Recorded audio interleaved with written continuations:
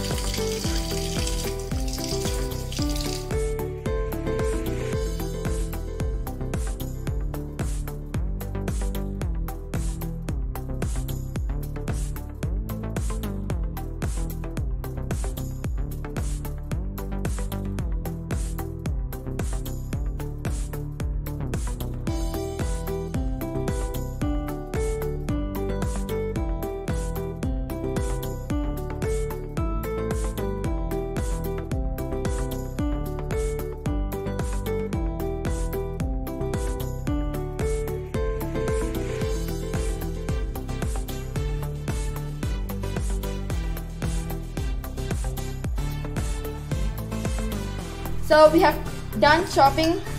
We're going to mix everything together.